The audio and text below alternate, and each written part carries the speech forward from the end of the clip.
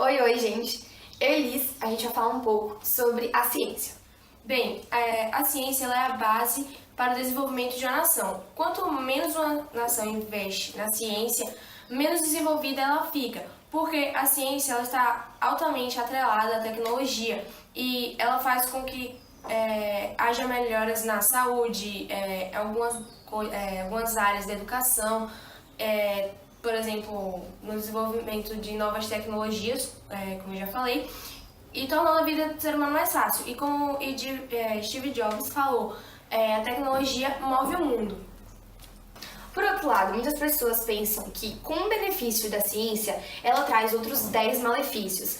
Porém, esses 10 malefícios não é pelo uso diretamente da tecnologia, e sim o uso da tecnologia pelos seres humanos de forma inadequada. Sim, gente, muitas pessoas elas acham que a tecnologia, a ciência, elas estão relacionadas com coisas terríveis, horrorosas. Só que o que faz a tecnologia e a ciência serem horrorosas, terríveis, não são a tecnologia e a ciência em si, são as ações dos seres humanos em cima delas. Ou seja, as ações inconsequentes que os seres humanos fazem em cima da ciência e da tecnologia fazem com que ela seja essa tecnologia horrorosa, essa ciência terrível. Muitas pessoas pensam dessa maneira pelo fato da ciência e da tecnologia terem possibilitado a criação de armas químicas ou biológicas, como bombas atômicas, armas altamente tecnológicas, entre outras. Então, nunca pense que a tecnologia e a ciência sejam uma coisa ruim, e sim os seres humanos, com o uso delas, podem fazer coisas terríveis. Sim. Queremos ressaltar que todas as armas que foram utilizadas no nosso curta foram feitas de cano PVC, mais fita isolante feita por nós mesmas, e teve outra também, que era uma linha de ar comprimido, do nosso colega Neto, só que estava sem balas, estava sem nada, nenhuma munição.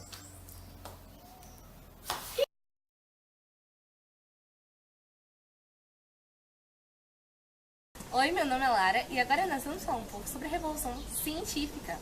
Bom, vocês sabem o que é isso? Se não, espera que eu vou te contar. A Revolução Científica, ela se resume em duas palavras: senso comum.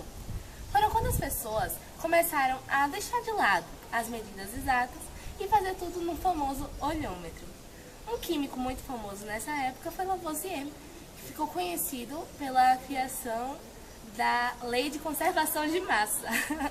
E essa lei diz o seguinte: nada se cria, nada se destrói, tudo se transforma. Lembrei. Então, outras coisas que ficou muito conhecida e que se tornou famosa na Revolução Científica foram a criação dos gases, oxigênio e nitrogênio. Afinal, sem eles a gente não respiraria, não é mesmo? Agora, vamos deixar de lado essa Revolução Científica, que foi um barato da química, e vamos falar um pouco sobre a Revolução Tecnológica. E aí pessoal, tudo bem? Meu nome é Emerson Araújo e hoje eu vou falar um pouquinho para vocês sobre inventos da Primeira e da Segunda Guerra Mundial. Sabe esse chá em saquinho que a gente encontra nos supermercados e lugares assim perto da sua casa? Sabia que ele teve origem na Primeira Guerra Mundial? Ele foi criado por um cara chamado Thomas Sullivan. E naquela época dizem que ele levava algumas ervas assim num saquinho de seda e mostrava para apresentar como era o chá para os seus clientes. Ele entregava um saquinho como se fosse uma amostra, sabe? Para a pessoa botar ali e provar para ver se queria mesmo o chá dele. Então, daí foi se popularizando e foi criado o chá em saquinho. Outra coisa que foi criada na Primeira Guerra Mundial que vocês talvez não saibam é o zíper, ou também conhecido como flecha eclair. Naquela época ele era bem mais primitivo. Ele tinha alguns buracos e alguns ganchos, e você tinha que encaixar os ganchos nos buracos. E não era tão eficiente quanto ele é hoje, obviamente. Ele foi apresentado para o mundo na Convenção Mundial de Moscou, nos Estados Unidos. E naquela época ele não foi tão bem aceito, porque os botões funcionavam melhor, porque saltava com mais facilidade do que é hoje em dia. Então dificultava na hora de eles usarem tanto. E ainda mais nos tênis, que naquela época era nos tênis. Mas o inventor dele fez uma fábrica disso. Infelizmente ele teve que continuar vendendo com botões por muito tempo. Mas um tempo depois, quando ele resolveu botar nas camisas e tal, aí o negócio foi progredindo. E hoje em dia Muitos de vocês já devem ter visto um passaporte. Quando um parente, um amigo vai viajar para fora do país, ele leva um passaporte para dar o visto e tal, para ele conseguir entrar no país. Nem sempre foi assim. Na Primeira Guerra Mundial, por exemplo, logo no finalzinho da Primeira Guerra Mundial, o governo da Rússia, ele estava chateado ali, porque tinha gente indo para todos os lugares ali. Imagina aí, final de guerra, o povo indo para todos os cantos, navegando livre aí, tinha gente entrando sem autorização nos lugares e não tinha como ver isso. Se hoje em dia já acontece várias pessoas entrarem ilegalmente no país, imagina naquela época que não tinha fiscalização. Então, o governo da Rússia resolveu fazer um documento que precisasse para entrar e sair do seu país, para ir de um lugar para o outro. E naquela época, vocês imaginam, eram os murões, tá ligado? Tipo um negócio de filme. Agora vamos falar sobre algumas coisas que foram criadas na Segunda Guerra Mundial. Como você já deve imaginar, a tabela periódica não foi algo criado do dia para a noite. Teve vários processos, várias pesquisas, resultado de várias coisas. Mas uma pessoa que ajudou bastante nisso foi Dmitry Ivanovich. Não sei falar o nome dele direito, né, gente? Mas é mais ou menos por aí. Ele estudou na faculdade de São Petersburgo, na Rússia. Não vou acertar falar esse nome direito, mas ok, relevem isso. Então, ele dividiu todos os elementos químicos que ele conhecia naquela época por massa. E aí, ele, naquela época, eu acho que era em torno de 60 e 70, por aí, elementos químicos. E naquela época ele até escreveu um livro sobre isso. Funciona. O que mais me surpreende é que esse negócio ainda tá com energia. Veículo aéreo não tripulado, também conhecido como drone. Naquela época o drone era bem diferente do que a gente encontra hoje em dia. Hoje em dia, só a gente sair aí no bosque, por exemplo, a gente pode encontrar alguém com aquele helicóptero de 4 hélices, por exemplo. Tô zoando, não é helicóptero de 4 hélices. Então, naquela época os drones eram mais parecidos com isso aqui. Eles tinham fins militares e eles foram baseados em aeromodelos, isso aqui é um aeromodelo, tá, gente? E em bombardeiros da Alemanha. Era bem diferente do que a gente encontra hoje em dia. Se lembra quando eu disse que quando eu falasse alguma coisa errada não era para vocês levarem em conta? Então isso vai se aplicar muito bem agora. Quando Westström descobriu que as fitas estavam prejudicando os soldados na guerra, e já que seus 2 filhos estavam lá, ele se preocupou bastante e ele fez uma fita muito potente que era bem fácil de colocar, fácil de tirar e resistente. Essa fita é chamada de Silver Tape. Acho que é a fita mais resistente que eu conheço. Bem, galera, espero que tenha dado para passar todas as informações para vocês. Agora vai passar um curta aí que eu e meus colegas fizemos. E fiquem ligados porque quando aparecer alguma coisa, por exemplo, alguma coisa que foi criada na Segunda Guerra, o drone eu sei que vai aparecer. Aí vai aparecer uma legendinha embaixo, ou nos cantos assim, vai aparecer uma legendinha dizendo que qual a data de criação do drone na ordem. O nome, quem criou e quando criou, e uma especificaçãozinha do que é aquilo. Então fiquem ligados aí do que vai acontecer.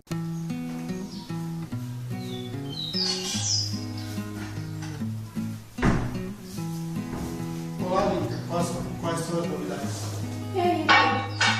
Nada demais, não, eu acho. Aliás, essa semana minha irmã me contou que nos Estados Unidos eles descobriram um elemento químico chamado plutônio e que, por ser altamente radioativo, deve ser utilizado para bombas e armas. Isso é realmente deplorável. Você não usou a tecnologia para poder bélico. Eu não suporto isso.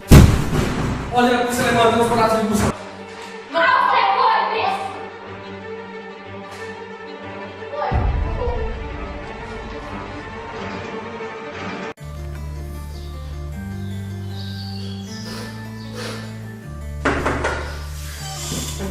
Isabel Chaves. Como você escapou? Eu me escondi, mas só que Chaves estava na sala, mano. Eles teriam levado um beijo. E agora, o que vamos fazer? Você gostaria de comer alguma coisa? Pode ser. comigo numa cara? Ah, eu gosto sim.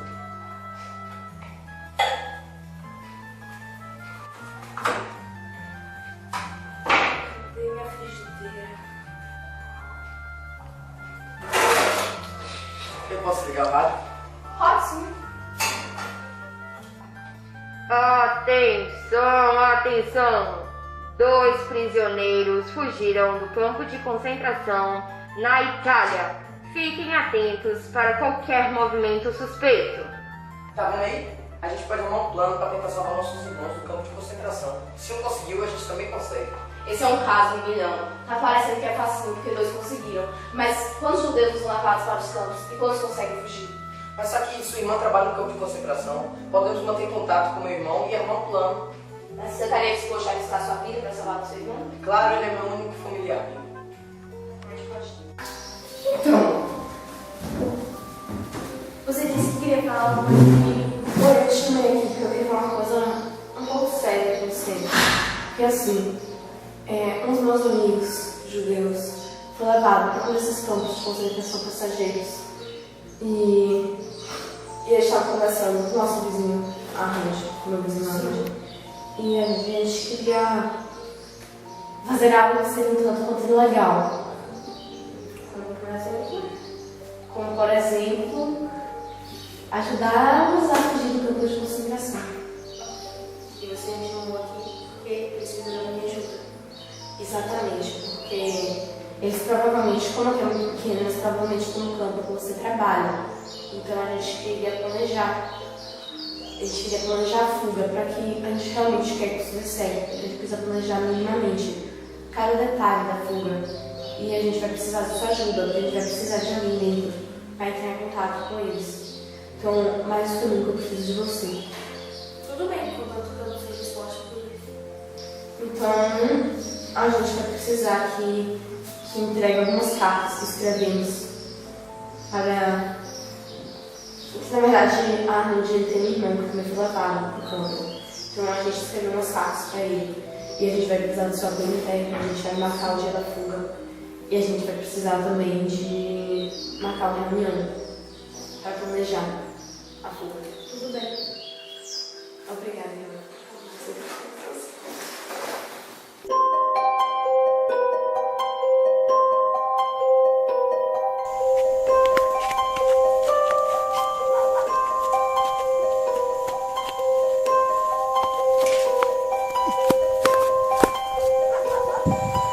Ai! Ai! Ai! Ah! Ai!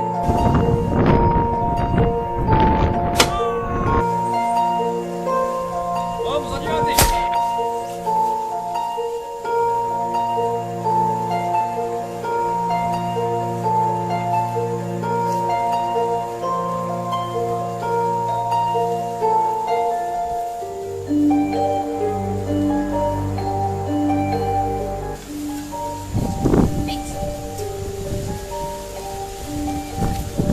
Não tem mais circulando. Vamos! General, a senhora, por favor, poderia me dar um absorvente para as minhas necessidades íntimas? Ah, tá. Você quer isso aqui? Me poupe os miolos de pão!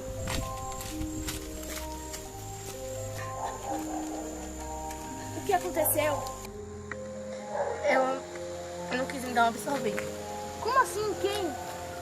A general. Ah, então eu arrumo pra você. Aqui tem.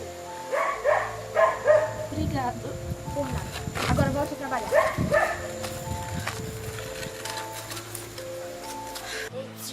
Vocês, eu estou ajudando vocês a uma fuga. Ajudando seus irmãos a planejar uma fuga. Aqui está uma carta que eles enviaram para vocês. Leiam, mas sem ninguém saber. Combinado? Olha essa carta. Charles, nós estamos planejando tirar vocês desse lugar. Façam tudo o que a Suzy mandar. Um abraço do seu irmão Arnold. A minha diz: bem, nós estamos fazendo o possível para tirar você e o Charles daí. Temos um plano. A minha irmã, a Suzy, irá nos ajudar. Vocês terão que nos ajudar. Estou com saudades. Beijos. Assinado Aninho. Minha irmã já está vindo para planejar a fuga. Ainda bem. Deu certo. Oi, Sim, eu trouxe algumas pistolas. Você trouxe armas grandes? Não consegui. É até melhor mesmo, pra Itadia seria difícil. Mas depois eu posso trazer. Não, acho que não irá precisar. Trouxe um GPS também. Você já marcou no GPS As coordenadas? Sim. Trouxe uma granada. a gente pode utilizar para distrair os guardas na notificação. Sim. Um drone.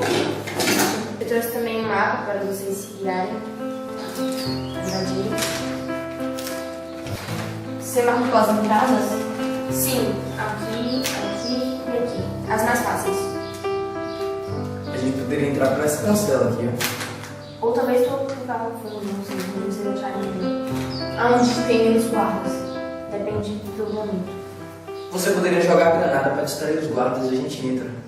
E a gente entra pelos fundos ao invés de ter lá à frente. Ok, então.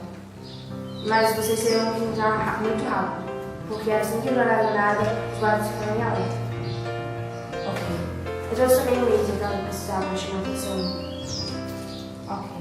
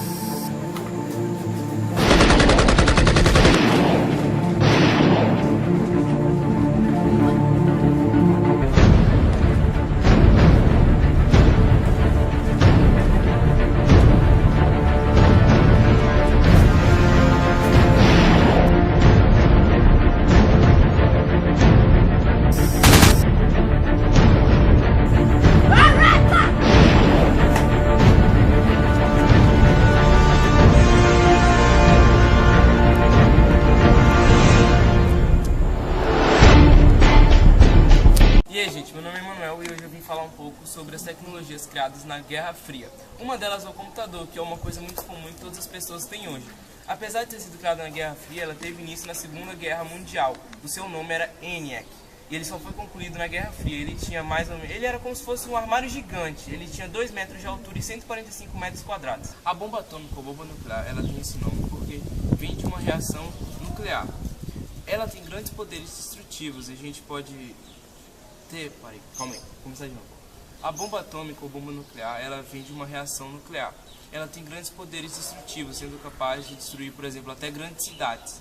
Na história, a gente só tem relatos de 2 situações que foram usadas esse tipo de bomba, que foram na Segunda Guerra Mundial, quando os Estados Unidos ele jogou em 2 cidades japonesas, que é Hiroshima e Nagasaki. Tudo começou quando Einstein ele falou que poderia ser viável a criação desse tipo de arma, só que aí abriu muitas chances para vários cientistas começarem a pesquisar coisas do tipo, mas só que depois ele de certa forma se arrependeu, porque todo mundo já imaginava o que poderia acontecer, que não seria algo bom. A internet que ela é bastante utilizada no nosso dia a dia e trabalho, e dependemos tanto dela para lazer e entre outras atividades, ela também foi criada na Guerra Fria, e no ano de 1969 pelos Estados Unidos. Tinha como nome ARPANET, e ela era utilizada para ligar os laboratórios de pesquisa.